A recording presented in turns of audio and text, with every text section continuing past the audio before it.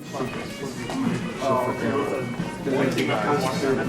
I'm not with the State Department here for actually based in New York, so you have to meet him immediately. Partner out of New York to come out and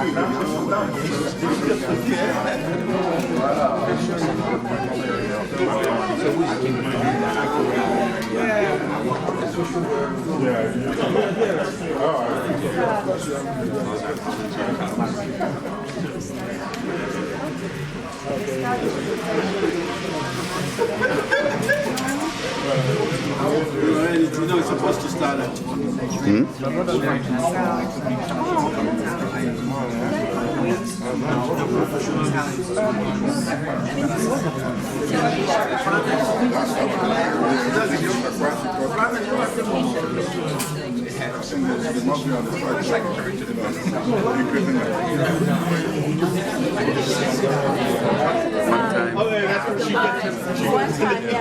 at her home, right? Yeah, where she had this president. Yes. Unfortunately, Yeah, because I was there.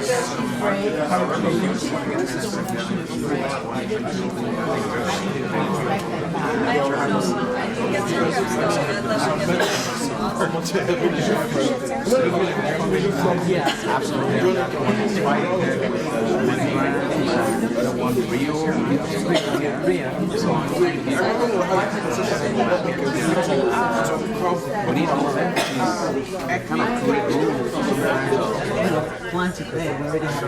So do you also do you guys, are you especially working on corporate sponsors as well? So then the Googles or the Facebook people who also want to help develop the next. Diaspora communities are helping to meet each and every one of those challenges. As we speak, foreign delegates are making their way to the UN headquarters for this year's UN General Assembly for a week of high-level meetings to discuss some of the most pressing challenges that we face as a community of nations. On the margins of those conversations, our goal was to create a space to engage local leaders, and here we are. The 21st century demands a more inclusive foreign policy, and diaspora communities are often the first people to know about an issue and to bring it to the attention of people in positions of power. They are often first to debate an issue or to put out options, and they are the first to have an impact on the ground, the most direct and fastest. Diaspora communities are often the prime movers in responding to important events, whether we're talking about a natural disaster or a terror attack, a financial crisis, or even emerging business opportunities. If something big happens in Ukraine or Japan or Nigeria, Israel or Mexico, the diaspora for sure is going to be talking and thinking about it almost before anybody else. As a lead advocate for increased outreach and dialogue between the State Department and the American public, I work every day to create awareness and understanding of the importance of foreign policy and diplomacy. As a matter of fact, Engage America itself is an initiative my office launched this year that strives to maintain an ongoing dialogue with the American public about the important value of diplomacy and its tangible impact on the lives of Americans here at home. And for the first time in the history of Nigeria, we have this office on diaspora, essential to the president on diaspora. We had a parliament, a few years ago, and I was fortunate to chair the committee. But the president, because of your importance, decided to have an advisor on diaspora. And I hope that we all, together will make meaning of this office. So we want to engage with you, we want to work with you, because like Peter said, it's about collaboration. Let's have a symbiotic relationship. Your country needs you, and you need your country. So this office is there to engage with you, to work with you, to see how we can together build our country. And at this point in time, we're going through a very challenging period. We're in recession, as of course we know. Not only, most oil-producing countries are in recession, but for us in Nigeria, it's a challenging period, a period that we need you more than you can ever imagine. We're talking about diversification of the economy. We can't rely on oil anymore. And for you, Nigerians in the diaspora, this is the time for you to, do whatever you want with your country, because the opportunities are there. Nigeria is willing to engage with you Let's look at how we can work together for a better Nigeria. Take, for instance, agriculture. This is the time for you to invest in agriculture. I've been engaging with some of you, who are building hospitals and, doing things back home in Nigeria, and we look forward to that. So this office will make it easier for you. We know that there are bureaucratic bottlenecks, but I'm there to make it easier for you. I'm like the link between you and your home country. So we're here to work with you. And as Peter said, a few things going on in Nigeria, the issue of security, Boko Haram, not 100% tackled, but we've made some progress. We've made some progress, and I think we should appreciate that. The issue of, for the first time in the history of Nigeria, you had people in those areas go to celebrate Salah. You had people actually have a Durbar. You have them going back to their homes. So we've made progress, but President Buhari will not rest until we get back our Chibok girls. He's determined, the military is determined, and we all have to work together to ensure that the Chibok girls really are brought back. And then we also, Mr. President is dealing with the issue of corruption. You all know that. He says he must tackle corruption.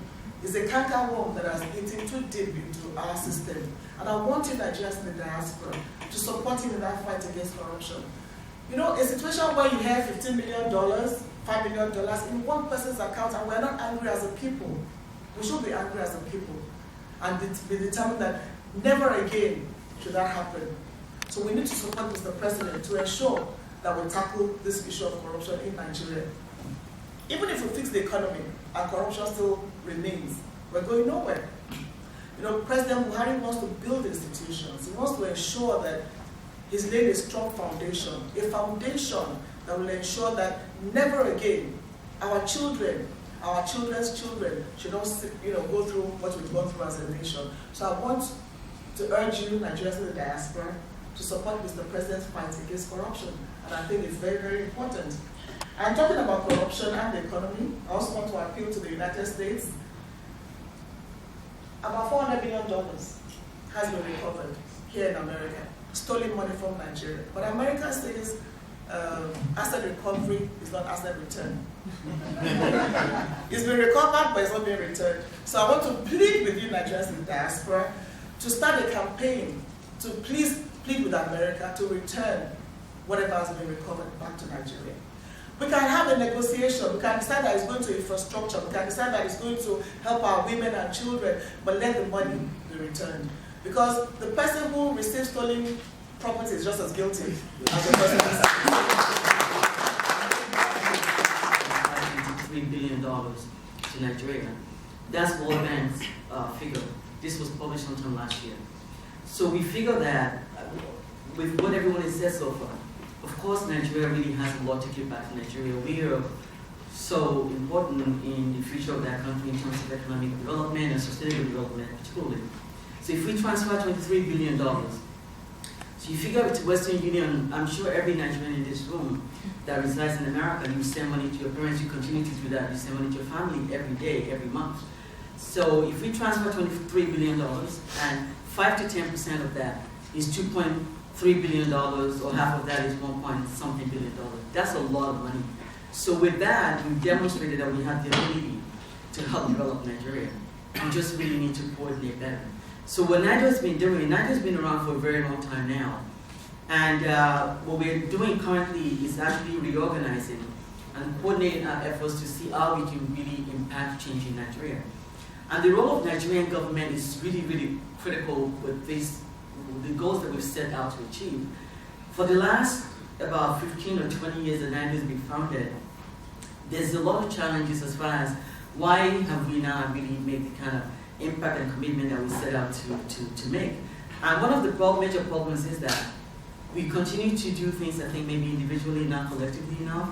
And the government, as much as the government desires that we come back and help, improve the economy of Nigeria, the government has now really set up the structure. There is no structure in place to really absorb or help us to reintegrate us back into that society. So some of us, we take our vacation time sometime, maybe at different times of the year. And millions of Nigerians across the globe would really love to go back home and actually be hands-on in terms of knowledge transfer or maybe be part of one program or the other. But where are they supposed to do that when the structure is not in place in Nigeria to do that, in terms of accommodation or transportation or funding? And I'm not talking individually going to our family.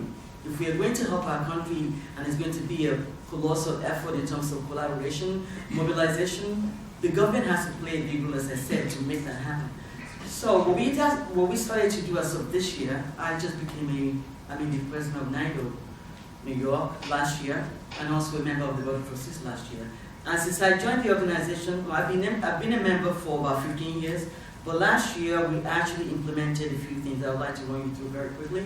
So we were invited by the Nigerian government just this past summer to collaborate with what we call Diaspora Day. Not what we call, it's an established event that they do every year. So we went to Diaspora Day in Nigeria, and we had we made a presentation. What's different this time, the government says to us that we're not giving people free lunch anymore. We don't want you to just come and camp out at hotels and run around and do nothing. They wanted concrete programs. And every one of us that were invited to this Diaspora Day in Abuja this time were invited specifically to present projects. So we actually registered ahead of time, and we sent a file, a PowerPoint presentation of what we are coming to present in Nigeria. That was what they did differently this year.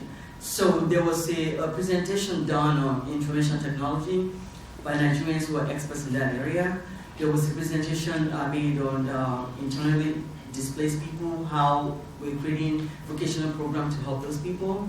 I personally made a presentation on what we call diaspora investment funds. If we transfer $23 billion home every year, so diaspora investment funds, I feel, is one way that we can actually begin to make meaningful impact. And the structure that we're looking to use with that kind of funds is not for buying stocks, it's for direct investment. Even if we just take the 10% or 5% of the $23 billion that we transfer and we redirect that into investment in local, throughout Nigeria, we're planning to collaborate with local government, grassroots people, and to form structures whereby we can actually invest money directly in the economy to create sustainable employment in Nigeria. Those are one of the things we're doing. So my presentation was the diaspora investment funds, and as we speak, we're talking on, we're actually kind of like fleshing out the structure or the business model to how we can actually consolidate those funds and begin to see how we can then redirect them for direct investment in Nigeria. I am very sure that you are well knowledgeable about our system in Nigeria and what is going on back in Nigeria, more than we diasporas do. You are our representation. You're a senior advisor to the President of Nigeria. And in other fact, you are a representative of the diasporas. Since assuming your office for the past 2 years, 4 months. 4 months? My apology, I take that It's the back. new office. That changes my portion. So, now that you have assumed this office, we are glad to know that your presence today should be telling us or promising us that we will be listened to, because we are part of the growth of Nigeria. We are passionate and concerned about our youth and women empowerment. You are our representative. We'll be looking forward to you connecting us with the president and having our need met and our questions answered. With this forum, I'm sure that you will assure us this moment that you will do all that is required of you in your capacity to make sure that we are heard. Finally, I strongly support your idea of bring back our money, your request to the United States government. Like other people say, return our money or bring back our money. Please, Department of State, Mr. Peter, are you also on this forum promising that you do everything within your ability to facilitate the return of the stolen fund from Nigeria back to Nigeria, and as well enable that money to be used where they are needed to help our youth and women empowerment? Thank you. Thank you so much. Next question. Let me just be very brief. Janice, thank you very much. The money is stolen. It is your money that is being stolen. And that is what Buhari wants to stop. And that's why I said we need to support him. We need to support the fight against corruption. So that is why you don't have public education, that is why you don't have roads, that's why you don't have infrastructure, because the money was stolen.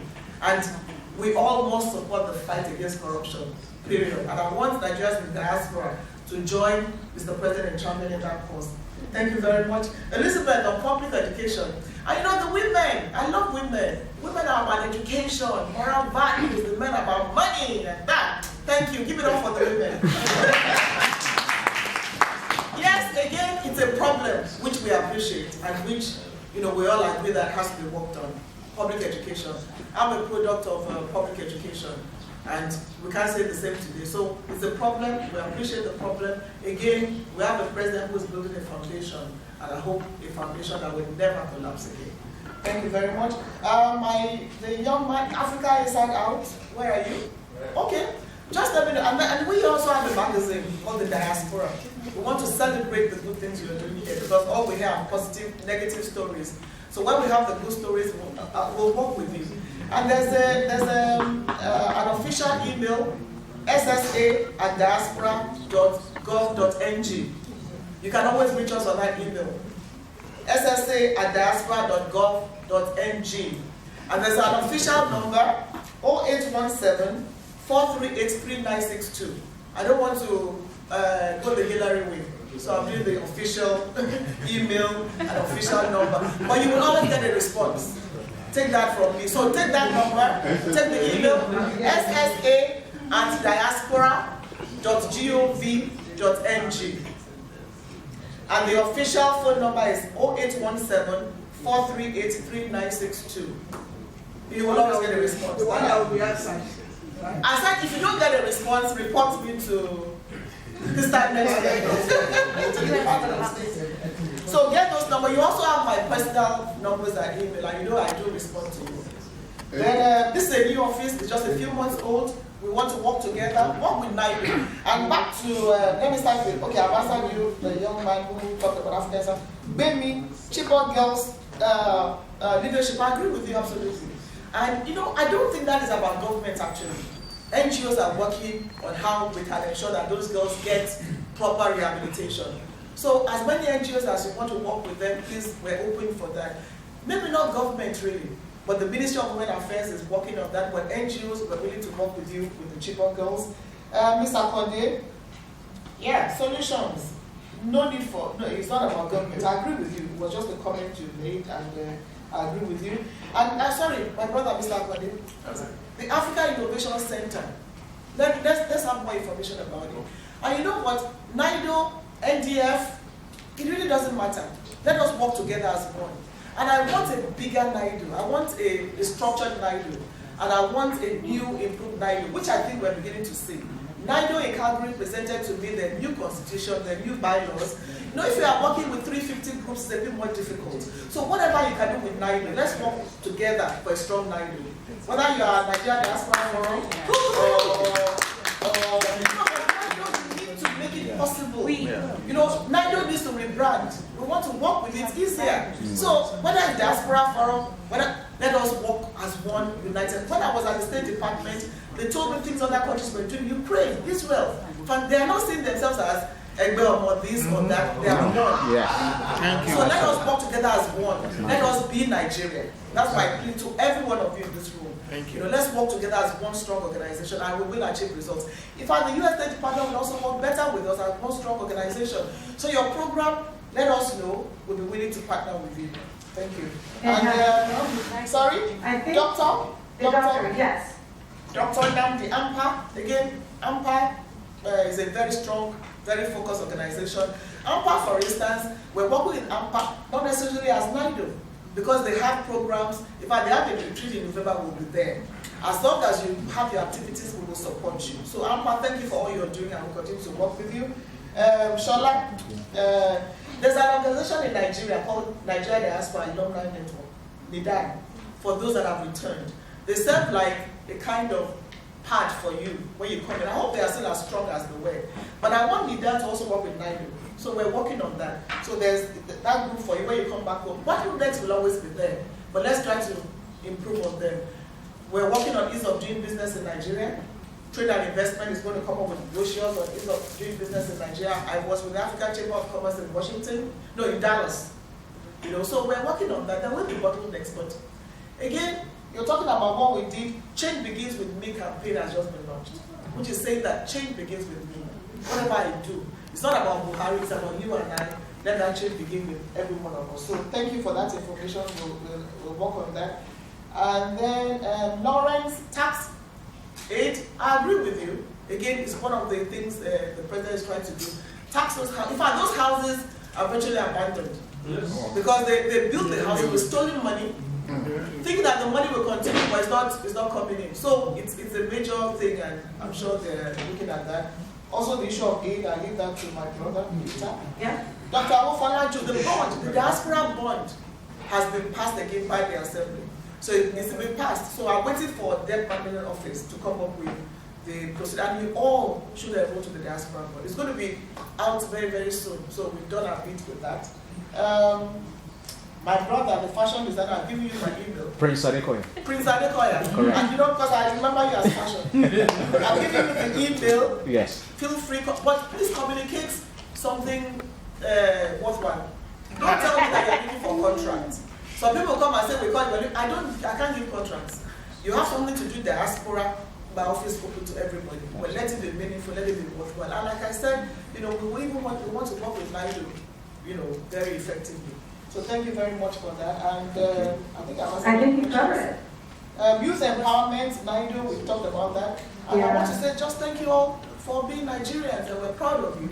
And we look forward to working together for the greater glory of our country. Thank you. And then before we close, making the pronouncement right here that we want to work with NIDO. We think it's important to have a consolidated front, and we're going to hold her up on this. That she's saying, come to NIDO, be a member of NIDO. Whatever NIDO does is not an individual thing. So the gentleman that talked about his project, anyone cannot come to NIDO. You can come to NIDO and present an individual project. As long as that project will benefit the larger community, we will partner with you. But it cannot be just your own. Yeah, it is your project. We're not taking it from you, but we have to collaborate for the betterment of the larger community. So if you're coming just for your own single interest, then we cannot partner with you. Okay, I would also say that NIDO New York, this website is www.nidonewyork.org or nidoamerica.org. So we have online platform where you can actually go and become a member. Very good. Thank you. okay, thank you so much. And then finally, to my colleagues, I think there was a question about empowering youth and grants, specifically at USAID. Peter, you might be Nigerian, so you might want to check on what somebody had pointed that out. And then what is the Boko Haram strategy? But we had addressed it already earlier in the day, so we don't have to go back to that. But I think it's relevant to all of you. But please feel free to go to the USAID website, USAID Nigeria, and in particular to an area called Partnership Opportunities, where you will see upcoming opportunities to partner with USAID to invest in different sectors. So I don't have an answer to the specific question on health, but you will find information there. And then the other thing I wanted to mention is that we are working on a new program that's not Nigeria specific, but Africa specific, to help the diaspora and provide resources to the diaspora who are looking to engage in their home countries. So stand by for information on that. And then I would just suggest that if there are any other questions, please feel free to engage with us. sure. If there are any follow-up too, as I mentioned, Amber, if you want to email us directly, or the email address is publicoutreach@state.gov. We'll be around so we can get it from us after this. And so, Peter, did you want to say any closing comments before we wrap? Well, just about youth empowerment. I think you're probably all already familiar with the Young African Leaders Initiative. We've had 1,000 Mandela Washington Fellows here from, and I think Corinne mentioned it as well, from both from government and from civil society and from the private sector. And because Nigeria is such a large population, it has so many great young people, we've drawn a lot of the fellows from Nigeria in previous years as well as this year. So the most number of young African leaders came from Nigeria, and really they are fantastic people and a fantastic resource. And I would encourage that you get in touch with those people, but they really represent the future of Nigeria. And I think part of the reason why President Obama developed this program was to encourage youth to come forward and make a contribution to the future of the country. Thank you so much.